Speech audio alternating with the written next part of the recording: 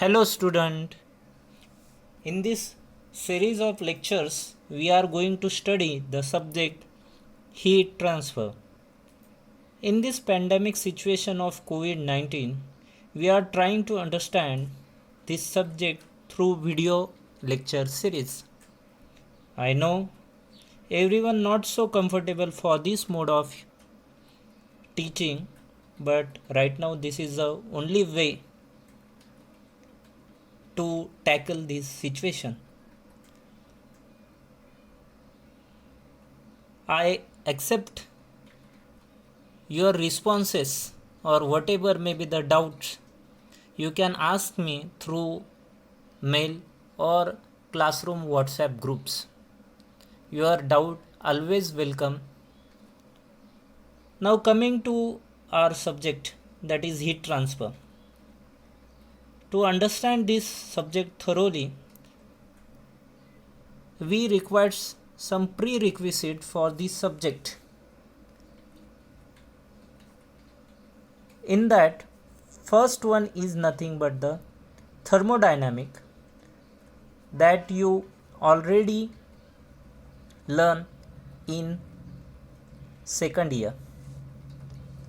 Second subject, that is applied thermodynamics, that also you learned in second year. And third one, which is very important, that is fluid mechanics. To understand the heat transfer, we required the knowledge of these three subjects. As we will proceed for the heat transfer, you will get how important these three subjects are. Now, to start this subject whole about the form of energy. So first of all we have to take the meaning of energy. We always define the energy is nothing but to capacity to do the work done. In practical language, if I want to say about the energy, if I want to do some work done, I will take the diet. When I will take the diet, it is get digested in my stomach, and from that ATP will be get formed. This ATP will be combust and heat energy will be get released. That energy is utilizing my body to perform the work done. Same in case of vehicle. To move the vehicle from one place to another place, we put the petrol or diesel, that means fuel, inside the car. Once it is get combust in IC engine, then heat energy, pressurized heat energy will be get released, and car move will be from one place to another place. That means to perform any kind of work done, you require the energy. So what are the different form of energy? Kinetic energy, potential energy, nuclear energy, electrical energy. There are many forms of energy. But in case of heat transfer, we are dealing with a form of energy that is nothing but the heat energy. So how we define this heat energy? To define the heat energy, first of all we have to understand this concept. For example, this is one system. Inside this system there should be some content of energy. So energy is stored. I call it as that energy is nothing but the internal energy. Now this system having some temperature, let's say 30 degrees Celsius or let's say 80 degrees Celsius, and outside surrounding temperature will be 30 degrees Celsius. So obviously this system wanted to become a cool, so it will release the heat energy. It will release the energy. That energy is called as a heat, denoted by Q. So how we can define the heat energy? It is a form of energy which is get transfer when there is an temperature difference.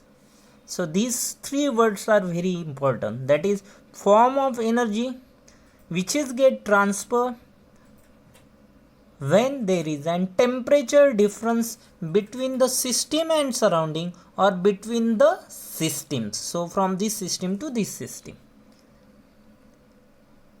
So if I say this system contains some heat, can we say that this statement is correct? No, this statement is not correct.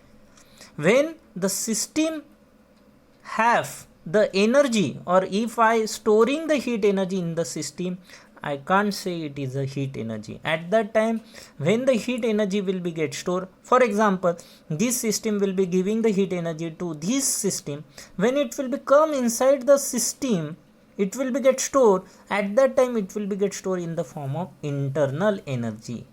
So when the energy will be get, heat energy will be get stored, it will be get stored in another form, that is an internal energy. When this system will be dissipate the energy, release the energy, then we call as an this is an heat energy. So heat energy, basically heat energy is available when there will be an transformation will be take place from one system to another, or from system to surrounding. That's why this type of energy also known as an transient energy. So what is meant by transient energy? The energy form which are available only at the time of transformation. Transformation means from one system to another system, or from system to surround. So heat energy is a form of energy which is a transient form of energy, and which will available only when there is a temperature difference between system and surrounding, or in the system. Is that clear? This is very important definition of heat energy. Now once we define the heat, now we have to go ahead.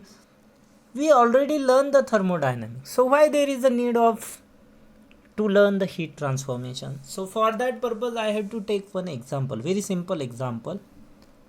Let's say this is a one jar, inside that there is a water at 80 degrees Celsius, and surrounding temperature will be at 30 degrees Celsius. So obviously already I define it, heat is nothing but the transformation of energy when there is a temperature difference. So here temperature difference will be take place, so heat will be get transferred from this water to surrounding, so Q amount of heat will be get transfer. When there is no transformation, so at that time this heat is in the form of internal energy. Now with the help of thermodynamics I easily find it out how much energy will be get transfer. So I know this is 100 ml water, so I can make a calculation, that is mCp delta T, where m is a mass of water, Cp is specific heat of water, and delta T is temperature difference, that is 80 minus 30. I can calculate the energy transformation.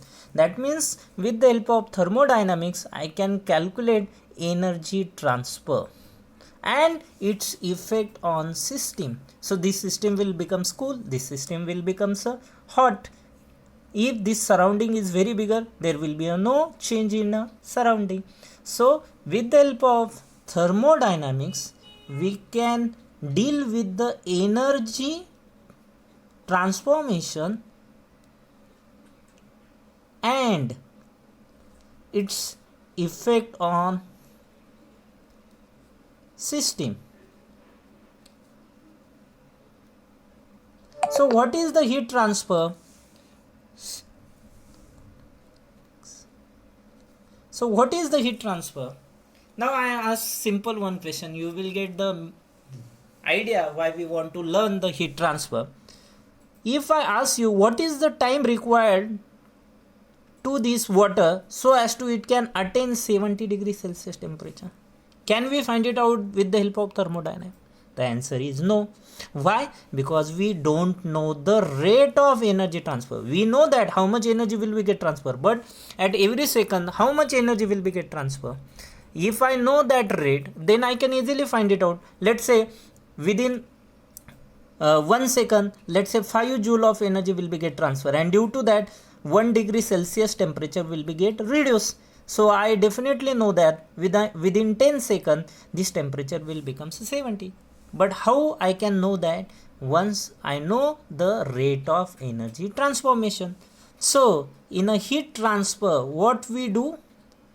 In heat transfer, we are dealing with the rate of heat transfer. Rate of heat transfer or rate of heat energy. Rate of heat energy. What should be the rate of heat energy which is get transfer? That we can find it out with the help of science that known as an heat transfer. So in a thermodynamics, we can find it out the energy transformation and its effect on the system.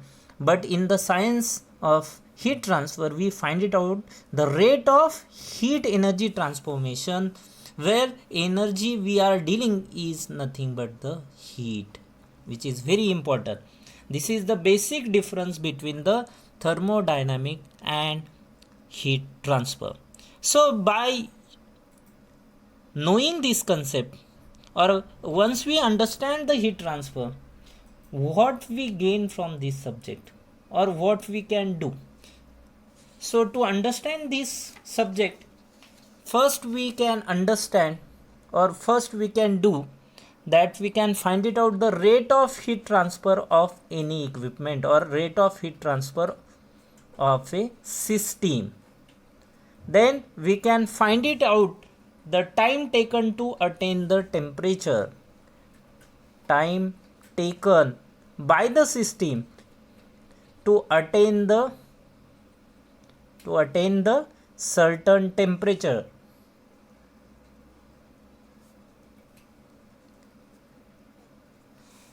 Then we can find it out the surface area required for particular heat transfer. For example, I want to cool that, let's say this 80 degrees Celsius water to 70 degrees Celsius. Within a 1 minute, I can take this much of surface area. If I want to do same activity, that means 80 degrees Celsius water into 70 degrees Celsius, within a half minute, that means 30 seconds, I want to increase surface area. So this pot will become a larger one. This surface area will be get increased. That also we can deal with the help of heat transfer. And last one, what is the temperature distribution inside the system? So all this we can find it out, or all this we can understand with the heat transfer subject. That's why this subject is very important. So what are the application of this subject? Because we know why we want to learn this subject, for this reason. And once we know these reasons, now where we apply this concept, so we have to know the application, then we understand how important this subject. So in that, first is nothing but we take day-to-day life example so as to you can get connected. So first example is nothing but our refrigerator, condenser and evaporator.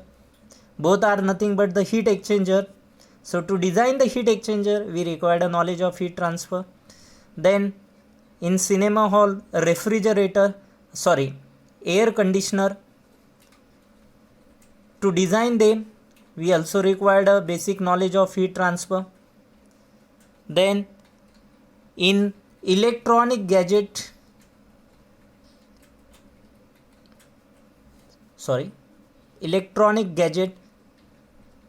like PCB, because motherboard, where it will be get heated up, processor will be get heated up. To cool them, we require the fins. So again we required a knowledge of heat transfer. IC engine, we required a knowledge of heat transfer. Radiator, we required a we require the knowledge of heat transfer. So center idea is that where the heat transformation will be take place or exchange of heat energy will be take place, at that application we require the knowledge of heat transfer. So this is the basic of heat transfer. Thank you.